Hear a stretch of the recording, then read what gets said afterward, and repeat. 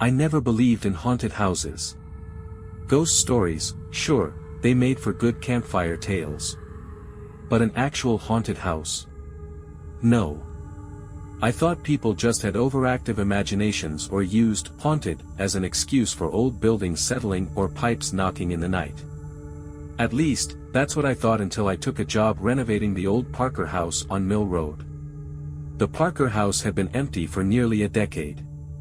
It sat back from the road, nestled in a pocket of overgrown trees and brambles that clawed at the cracked, ivy-covered walls. The place was a relic, 3 stories of rotting wood, sagging windows, and a roof that seemed to hunch under the weight of years gone by. The locals called it a money pit, a lost cause, but my boss had landed a deal with some out-of-town investors who thought they could flip it. I was part of the small crew brought in to make the house habitable. The first time I saw it, I felt off. It wasn't the stereotypical cold chill or the sensation of being watched, it was more like a heaviness, a sense that the air around the place was thicker, damp, like walking through fog. I shrugged it off as nerves. The place was a wreck, sure, but a job was a job. We started with the basics, tearing out the old carpets, gutting the kitchen, pulling down wallpaper so old it came off in soggy strips. The first few days were uneventful, mostly filled with the groan of floorboards and the echo of our voices in empty rooms. But by the end of the first week, I started noticing things. Small things at first. Tools not where I'd left them. A ladder that I was sure I'd folded up standing open in the corner of the room. I blamed it on my own forgetfulness, on the chaos of construction. But then there were the sounds. It started with footsteps. Soft, muffled, like someone walking on carpeted floors. But the house had no carpet left, all of it had been ripped up, leaving only bare, creaky wood. I'd be on the first floor, pulling nails from the wall, and I'd hear it upstairs. A slow, steady thud-thud-thud, moving from one room to another. I'd stop, listening, holding my breath. The noise would stop too. When I finally worked up the nerve to check, the upstairs was empty. My co-workers were outside or in the basement, nowhere near the source of the noise. I told myself it was the house settling, the old beams shifting as the temperature changed. But the sound wasn't random. It had rhythm, a pattern, like someone pacing back and forth, just out of sight. Then came the voices. One afternoon, I was working in what used to be the dining room, scraping ancient wallpaper from the plaster. The windows were open, letting in a weak autumn breeze that carried the smell of wet leaves and earth. I was alone in the house, the rest of the crew had gone to grab lunch. My phone was dead, and I was lost in the monotony of work when I heard it. A whisper. It came from the hallway, a soft, breathy sound just beneath hearing. I froze, my scraper halfway through a stubborn strip of wallpaper, and listened. Help. The word drifted through the room, so quiet I thought I might have imagined it. But then it came again, this time a little clearer. Please. I dropped the scraper, the metal clattering against the hardwood floor. My brain scrambled for explanations, maybe one of the guys had come back early, maybe the radio in the van was still on. I stepped into the hallway, my boots scuffing against the dusty floor. Hello. My voice sounded weak, swallowed by the house. Silence. I moved toward the front door, where pale sunlight filtered through the dirt-smeared windows. The room was empty. I crossed through to the kitchen, opened the back door, and called out. The yard was empty too, the only movement the sway of long grass and the branches of the old willow tree. I stood there for a moment, breathing in the cool air, trying to push back the creeping sense of dread that coiled in my stomach. It was just my mind playing tricks. Houses made noises, drafts through old walls, wind slipping through broken seals. I went back inside, closed the door behind me, and tried to shake it off. But as I turned back to the dining room, I saw something that stopped me cold. The wallpaper scraper. It wasn't where I'd left it. Instead of lying in the middle of the floor, it was propped against the wall, perfectly balanced on its blade. I stared at it, my mind struggling to make sense of what I was seeing. It had to be a joke, right? One of the guys messing with me. But I was alone, the front door was still locked, the back door in my line of sight the whole time. I reached out, my hand trembling, and knocked the scraper over. It fell with a sharp clatter, and the sound seemed to echo through the house, bouncing off the empty walls and hollow floors. And then, from somewhere upstairs, a door slammed. The noise was so sudden, so violent, that I yelped. My heart slammed against my ribs, and I took a step back, nearly tripping over my own feet. Silence swallowed the house again, but this time it felt different, charged, like the air before a storm. I didn't know what to do. Run. Call someone. I reached for my phone, but of course, it was still dead. The charger was out in the van, and the van felt like miles away. I stood there, my breath coming in shallow gasps, waiting for something, anything, to happen. And then, from the top of the stairs, I heard it again. Please, help me. I wanted to leave. Every nerve in my body screamed at me to get out of that house, to run until my legs gave out. But I stood there, rooted to the floor, staring up the darkened staircase. The voice had been soft, almost childlike, and it gnawed at me, threading a thin line of doubt through the raw fear. What if someone really was up there? I forced my feet to move, one heavy step at a time. The old steps groaned under my weight, each sound sharp and out of place in the stillness.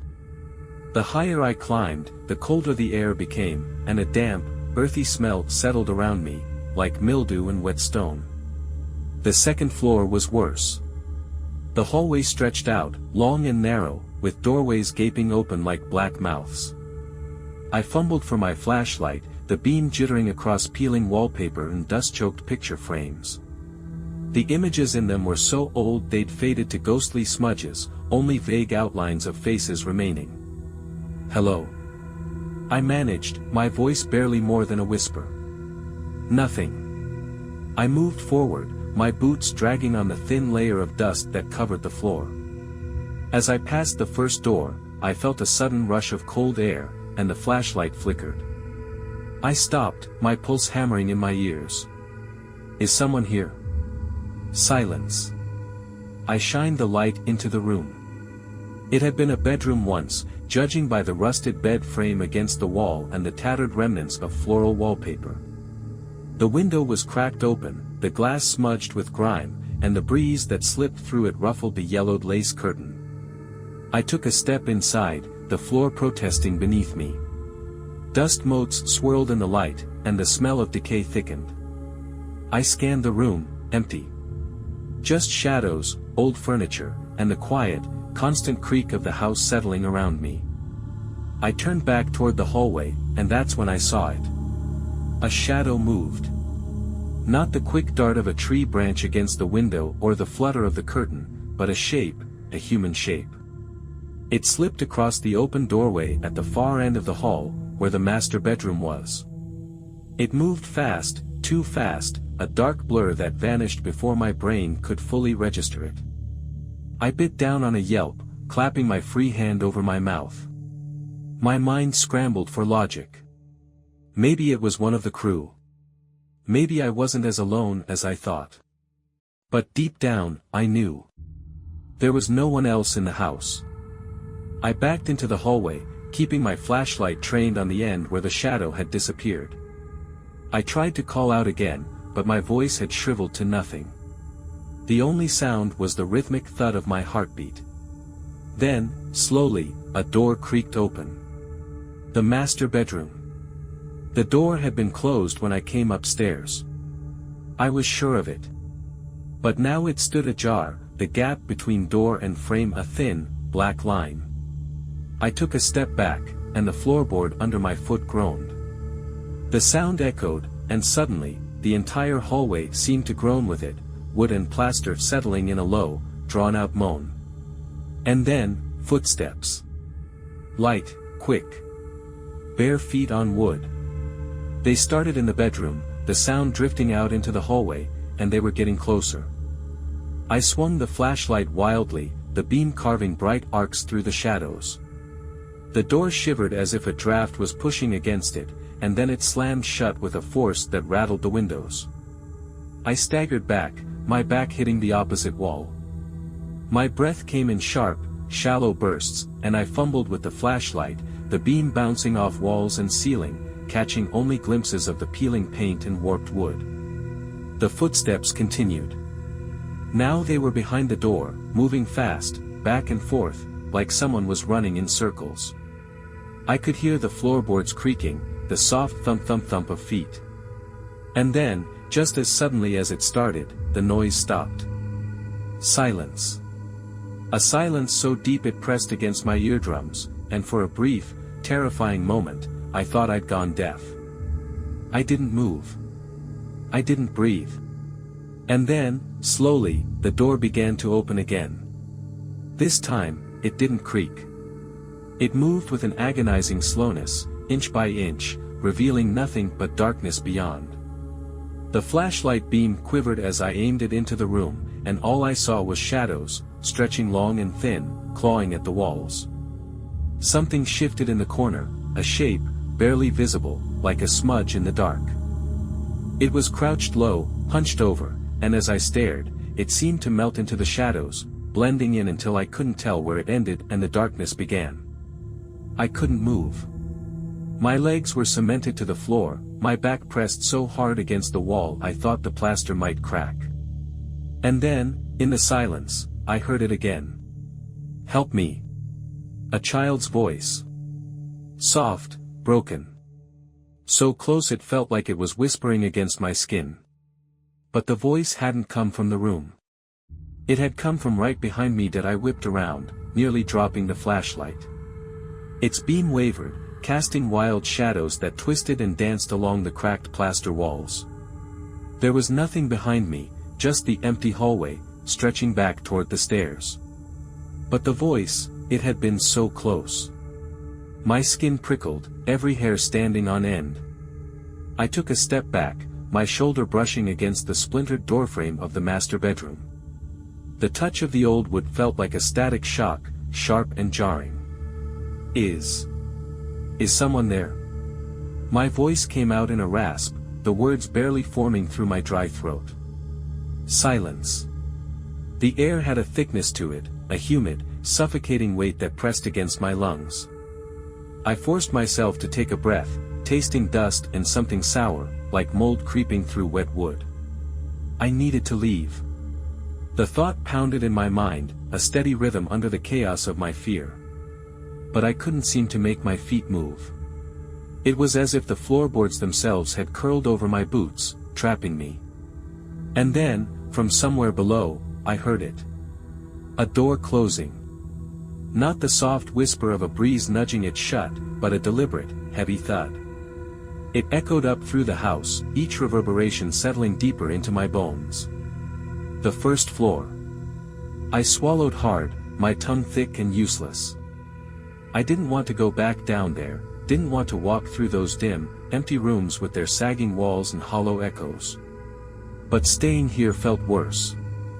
I forced myself into motion, every step a battle against the inertia of dread. The hallway seemed longer than before, the edges of my vision blurred as if the shadows were spreading, reaching for me. I hit the top of the stairs, my boot catching on the frayed edge of the carpet runner, and stumbled forward. My hand shot out, fingers grazing the cold metal of the banister. I gripped it hard, the chill biting into my skin, and steadied myself. I glanced back over my shoulder, the flashlight beam spilling into the hallway behind me. Nothing moved. But I could feel it, something watching. The weight of eyes in the dark, pressing against the back of my neck. I hurried down the stairs, my feet barely touching the steps. The wood groaned under me, each creak a gunshot in the suffocating quiet. When I reached the bottom, I hesitated. The front door was only a few yards away. I could see the faint glow of daylight through the narrow window, the promise of safety just beyond the threshold. But the door that had closed wasn't this one. It had come from deeper inside the house. I turned, the flashlight cutting through the gloom. The open floor plan led into the living room and kitchen, the old-fashioned archways framing the darkened spaces beyond. "Hello." I tried again, my voice weak, a thin thread unraveling into nothing. The house answered with a low creak, the bones of the old building settling. But beneath it, there was another sound, a soft, rhythmic tapping. It was coming from the kitchen. My legs moved before my mind could catch up. I edged forward, the flashlight bobbing in my unsteady grip. The tapping grew louder, more defined, a sharp, metallic click-click-click, like nails tapping against glass. I reached the kitchen doorway, and the smell hit me, a sour, rotting stench that crawled into my nose and clung to the back of my throat. I gagged, pulling my shirt up over my mouth, the fabric dampening my breath. The kitchen was a relic from another era. Faded linoleum peeled away from the floor, and the cabinets hung crooked, their paint flaking away in long, papery strips. The sink was full of blackened water, the surface scummed with mold. And at the far end of the room, the back door stood wide open. It shouldn't have been. I'd locked it. I was sure of it. Beyond the door, the backyard stretched into a sea of overgrown weeds and brambles, the willow trees' twisted limbs scratching against the sky. The breeze that slipped through the open door was sharp and cold, carrying with it the dry rustle of dead leaves. I took a step forward, my boot scraping against the floor. The tapping stopped. Silence crashed down, heavy and complete. I hesitated, the flashlight beam fixed on the open door. I half expected to see someone standing there, a dark figure framed against the pale sky. But there was nothing, just the soft sway of the tree, the slow creep of shadows through the tangled grass. And then, from behind me, came the tapping again. I spun around, my back hitting the doorframe. The impact sent a shock through my spine, and I nearly dropped the flashlight. I caught it, the light whipping across the room, slicing through the dark. The sound was coming from the windows. The old, grimy panes lined the far wall, their glass clouded with years of neglect.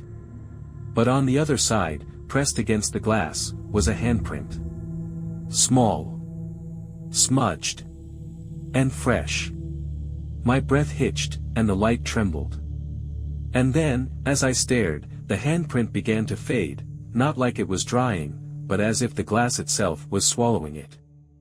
The edges blurred, the smudges slipping away, until nothing remained but the dirty, mottled glass. A soft, wet whisper filled the room. "Come play." I bolted. I didn't look back. My boots slid against the slick linoleum, and I nearly lost my footing as I threw myself through the open door and into the yard. The cold air burned my lungs, but I didn't stop. I crashed through the tall grass, the dry blades slicing at my skin, and vaulted over the sagging chain-link fence. When I hit the pavement of Mill Road, I finally stopped, my body shaking, my knees buckling. I turned back, my vision swimming, and stared at the house. The door was closed. The windows empty. But as I stood there, catching my breath, I thought I saw a shadow move behind the glass. Something small. Something waiting. That I stood on the edge of Mill Road, my chest heaving, breath misting in the cool air. My pulse thudded in my ears, drowning out the distant hum of the city. The house loomed behind me, its windows black and empty, a hunched silhouette against the overcast sky. I fumbled for my phone, my fingers stiff and clumsy. The screen glowed to life, and I jabbed at the contacts, pulling up Dave's number. My thumb hovered over the call button. What was I going to say? That an old house spooked me? That I'd heard voices and seen shadows? I'd sound like an idiot, or worse, like a coward. I shoved the phone back into my pocket. I couldn't leave it like this. Not without checking things out properly. I needed to make sure it wasn't just my mind playing tricks. Taking a deep breath, I forced myself to turn back toward the house. The front door was still shut, the windows empty and still. But the memory of that small handprint on the glass lingered, a smudge on my mind I couldn't wipe away. I moved slowly, cutting back through the overgrown yard. The tall grass hissed around me, snagging at my pants. The back door was closed now, though I hadn't shut it. I reached out, my hand trembling, and pushed it open. The kitchen lay beyond, still and silent. The moldy stench clawed at my throat, but I swallowed down the bile and stepped inside. The flashlight's beam carved thin, pale lines through the dimness, picking out the rust-stained sink, the chipped tiles, the old, crusted stove. The windows were just as I'd left them, dirty and cracked, no sign of the handprint. My own muddy footprints trailed across the linoleum, a chaotic path leading in and out. I listened. Nothing. I moved through the kitchen, stepping carefully to avoid the soft spots in the floor. The silence was dense, wrapping around me like damp wool. Hello. I tried again, my voice a rasp. A soft creak answered. I stopped, the flashlight frozen mid-swing. The sound had come from the living room, just beyond the archway. I took a step closer, and the floor groaned under me. I winced, the noise too loud, too sharp. The house seemed to tighten around me, the air growing thick and heavy. The archway yawned open, a dark mouth swallowing the pale light. I moved through it, the edges of the doorway brushing against my shoulders. The living room was a hollow shell of old furniture and faded wallpaper. A sagging couch sat against the wall, its upholstery shredded and yellowed with age. A coffee table lay on its side, one leg snapped off, the wood splintered. And there, on the floor, was a pile of toys. They hadn't been there before. Plastic soldiers, chipped and worn. A doll with tangled hair and a smudged porcelain face. Building blocks stacked in a neat tower. I stared at them, my mind struggling to reconcile what I was seeing. I hadn't seen any toys when I'd first come in. The room had been empty, just dust and decay. A soft click-click-click echoed through the room. I turned, the flashlight beam sweeping over the couch, the crooked picture frames, the darkened windows. Nothing. Then the doll moved. It was slight, barely a twitch, but I saw it. The porcelain face shifted, the glassy eyes turning to meet mine. The doll's head tilted, the soft click of the movement echoing in the stillness. I stumbled back, my heel catching on the edge of the rug. I went down hard, the flashlight skittering across the floor, the beam spinning wildly. Shadows danced, long fingers stretching over the walls. And then, from the darkness, came the footsteps. Light. Quick. Bare feet on wood. They moved through the room, circling me. I scrambled back, my palms scraping against splinters and dust. The flashlight rolled to a stop, its beam cutting a thin line across the floor. The toys began to move. The building blocks toppled over, scattering across the floor. The plastic soldiers marched forward, their tiny feet tapping against the wood. The doll sat up, its limbs jerky, the glass eyes unblinking. I couldn't breathe. My lungs felt crushed, every inhale a struggle. And then the whispers started. Low and wet, slipping through the air like cold fingers. Words I couldn't understand, but the tone, it was wrong. Twisted. Play with us. The room seemed to shiver, the walls bending inward. The old, faded wallpaper rippled, the patterns twisting into faces, gaunt and hollow, mouths open in silent screams. Something brushed against my leg. I kicked out, my boot striking the doll. It tumbled across the floor, limbs flailing, but the whispers only grew louder. I grabbed the flashlight, my fingers clawing against the cool metal. The light swung up, slicing through the dark, and landed on the doorway. A figure stood there. Small. Barefoot. Wearing a stained white dress that hung limply from bony shoulders. The hair was dark and matted, hanging over a face I couldn't see. It took a step forward, the floor creaking beneath its weight. I couldn't move. My body refused to obey, every muscle locked in place. The figure took another step, and another, the pale skin almost gray in the thin light. And then, it stopped. Its head snapped up, and the hair parted, revealing a face that wasn't a face. The features were smudged, blurred, as if someone had smeared wet paint across a canvas. The eyes were dark pits, the mouth a crooked gash that stretched too wide. It opened its mouth, and the sound that came out wasn't human. A low, grinding noise, like metal against stone, mixed with a soft, wet squelching that turned my stomach. I forced my body to move, my arms dragging me backward across the floor. The figure followed, each step slow and deliberate, the bare feet leaving smudges on the dusty floor. It reached the edge of the light, and the shadows seemed to pull at it, wrapping around its limbs, tugging it back into the dark. And then, just as suddenly as it had appeared, it was gone. The room fell silent. I lay there, the flashlight heavy in my hand, my breath hitching and sharp. But the shadows in the corners of the room, they were still moving, the silence pressed down on me, thick and suffocating. The air in the living room felt dense, as if the house itself was breathing, its walls expanding and contracting with a rhythm just out of sync with my own. I forced myself to my feet, my knees trembling. The flashlight cast a weak, jittery beam that barely cut through the dark. I moved slowly, my boots crunching over scattered toys and splintered wood. My mind screamed at me to run, but my legs moved with a sluggish determination. I had to get out. I had to find the door, the stairs, any way out of this house. The hallway stretched before me, a narrow tunnel that seemed to twist and pulse. The wallpaper had peeled back, revealing mold-blackened wood beneath. The floorboards creaked with every step, the sound sharp and echoing. I reached the bottom of the stairs. They rose up into darkness, the steps uneven and bowed with age. My flashlight flickered, the bulb buzzing. "Stay out." The whisper slid against my ear, warm and wet. I spun around, the light slicing through empty air. No one was there. I swallowed, my throat tight and dry. The door to the kitchen was still shut, the living room behind me a mess of overturned furniture and scattered toys. But something moved in the shadows, small shapes scuttling just beyond the edge of the light.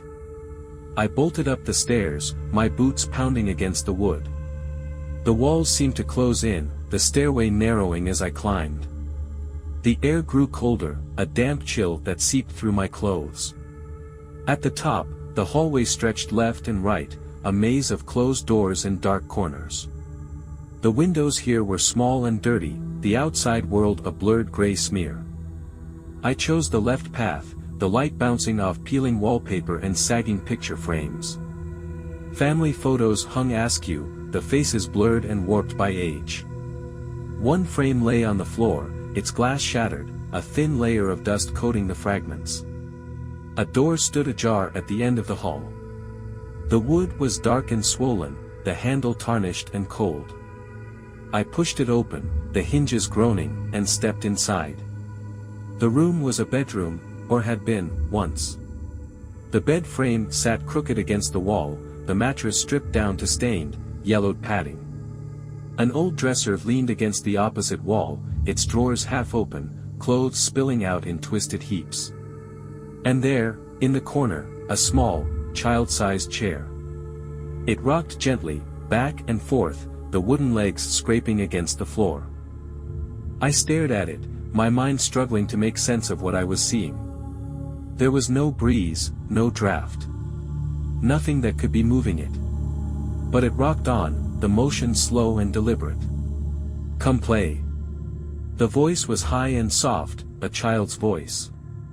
It came from the corner, from the shadows that pooled beneath the chair. My flashlight wavered, the light dull and unfocused. Something moved in the shadows. Small hands, pale fingers curling around the chair's armrests. The shape of a head, tilted at an unnatural angle. I took a step back, my heel catching on the edge of the rug. The room seemed to tilt, the walls bending inward. The chair stopped rocking. The thing in the corner shifted, the pale hands tightening their grip. The shadows clung to it, a black fog that wrapped around its limbs, hiding everything but those fingers and the faint outline of a face. Its mouth opened, a thin, dark line that stretched too wide. A sound crawled out, something between a giggle and a sob. I turned and ran. The hallway stretched before me, longer than it had been before. The doors on either side hung open now, dark mouths yawning wide. I could hear things moving inside, soft shuffling, the scratch of nails against wood. The walls trembled, the wallpaper peeling away in wet, curling strips. Black mold bloomed beneath, spreading in dark, greasy patches. A door on my left banged open, the wood splintering against the wall. Something scrambled out, low to the ground, its limbs too long, too thin. It moved on all fours, the skin pale and stretched tight over bones. I ran faster, my breaths ragged, my vision tunneling. The staircase came into view, the banister warped and twisted. I barreled down the steps, my shoulder slamming into the wall, plaster cracking and crumbling. The house moaned around me, the sound deep and guttural. I hit the bottom floor and veered toward the kitchen. The back door stood closed, the tiny window set into it smeared with grime. I grabbed the handle and yanked. It didn't move. I twisted and pulled, my hands slipping on the cold metal. The door held firm, as if the house itself was keeping me inside. Behind me, the footsteps started again. Light. Quick. Bare feet slapping against the wood. I spun around, pressing my back to the door. The hallway lay empty, the living room beyond still shrouded in shadows. But I could hear them, dozens of feet, small and soft, padding through the dark. The whispers rose, a tangled murmur that filled the air. Words overlapped, blending into a low hum that vibrated through my bones. Stay, play, join us. The walls shivered, the ceiling sagging. The kitchen door burst open, the hinges snapping, and darkness flooded through, thick and oily. It washed over the floor, swallowing up the tiles, curling around my feet. My flashlight died, the beam sputtering out. I was plunged into blackness, the whispers rising to a fever pitch. And then, through the cacophony, I heard it, the soft, rhythmic creak of the rocking chair. Closer now. Right behind me. My back pressed against the door, every nerve alight with terror. The rocking chair's creak slid into my ears, a soft, rhythmic sound that wormed its way into my brain. It was close, so close that I could almost feel the cool draft of air it stirred. I fumbled for my flashlight, the dead weight of it useless in my hand. My phone was gone, probably somewhere on the staircase where I'd tripped. The door behind me remained immovable, the handle cold and indifferent beneath my slick fingers. The whispers inched closer, their voices blending into a soft, lilting chant. Words I couldn't understand, but whose intent crawled under my skin. I forced my legs to move, my boots slipping on the wet, rotting wood as I pushed myself away from the door. The darkness seemed to follow, folding over the room like a heavy blanket. My breath came in short, sharp bursts, my lungs tight with the damp, decaying air. The house had become a maze. Hallways twisted into unfamiliar shapes, doors appeared where they hadn't been before, and windows revealed nothing but inky blackness. The floor beneath me felt soft, as if something pulsed beneath the wood, a heartbeat thrumming through the walls. I stumbled into a narrow hallway, the ceiling bowing low enough that I had to crouch. The walls closed in, the edges soft and damp, and I realized they weren't walls at all, just matted, wet insulation and exposed wood. Nails protruded at odd angles, rusted and sharp, and I felt them snag my clothes as I pushed forward. The hallway ended at a small door. Its wood was smooth, free of the grime that coated everything else. The handle was porcelain, cool and perfectly round in my hand. I turned it and stepped inside. The room was wrong. It was pristine, childlike. Bright yellow wallpaper with little ducks, a mobile hanging from the ceiling with clouds and stars. A crib sat against the wall, its bars white and polished. Stuffed animals filled every corner, their button eyes glossy and staring. A gentle light filtered in from a window, casting long, soft shadows on the floor. But there was no bulb, no source, just that strange, dim glow. And then I saw her. A little girl sat in the center of the room, her back to me. She wore a white dress, the fabric clean and new. Her hair was dark and tangled, strands matted against the nape of her neck. She hummed a quiet tune, rocking back and forth as she played with something on the floor. I didn't want to speak. I didn't want her to know I was there. But the words slipped out, my voice thin and cracked. Hey, kid. She stopped humming. The air thickened, every sound smothered by a sudden, smothering silence. She turned slowly, her movements too fluid, as if the bones beneath her skin had melted. Her face was blank. Not featureless, but empty, eyes too wide and too dark, lips pressed into a thin, bloodless line. Her skin was pale, almost translucent, veins running in dark, spidery patterns beneath the surface. And in her hands, she held a stuffed bear. Its fur was damp, the cotton stuffing bulging from its seams, and its head hung at an odd angle, the button eyes missing. She opened her mouth, the skin stretching, the corners splitting. The humming resumed, but now it was all wrong, a garbled, wet noise that vibrated through the room. The stuffed animals in the corners shifted, their heads turning, glassy eyes fixed on me. I stumbled back, my shoulder hitting the doorframe. The walls rippled, the yellow wallpaper curling and blackening. The floor under my feet seemed to give, a soft, sucking sensation like stepping into wet mud.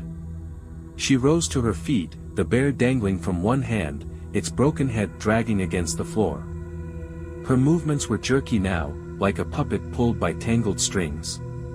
I ran. The hallway stretched into an impossible length, doors appearing on either side, their handles turning as I passed.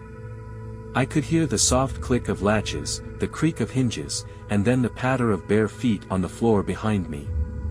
The whispers grew louder, overlapping in a frantic, breathless rush. I threw myself into the first door that gave, my shoulder slamming into it so hard that I saw stars. The room beyond was cramped and dark, metal shelves lined with cleaning supplies and old, dust-covered equipment. A janitor's closet. I pressed my back against the wall, curling into the tightest space I could find between a mop bucket and a stack of cardboard boxes. My chest heaved, every breath a struggle against the tightness in my lungs. Outside, the hallway was quiet. Too quiet. And then, softly, the sound of footsteps. Light. Slow. Bare feet padding against the floor. They stopped just outside the door. The handle turned, a soft, metallic click. I clamped a hand over my mouth, biting down on my knuckles to keep from screaming. The door didn't open.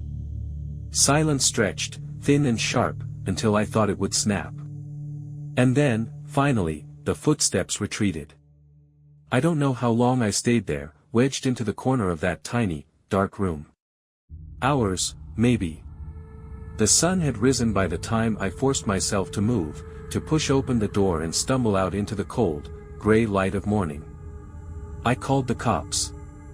Told them everything. Showed them the house, the rooms, the remains of the bedroom with the yellow wallpaper. But there was nothing. The room was gone. The hallway was straight. The house was empty, just an old, broken-down property with nothing inside but dust and decay. The camera footage? Blank. Nothing but static.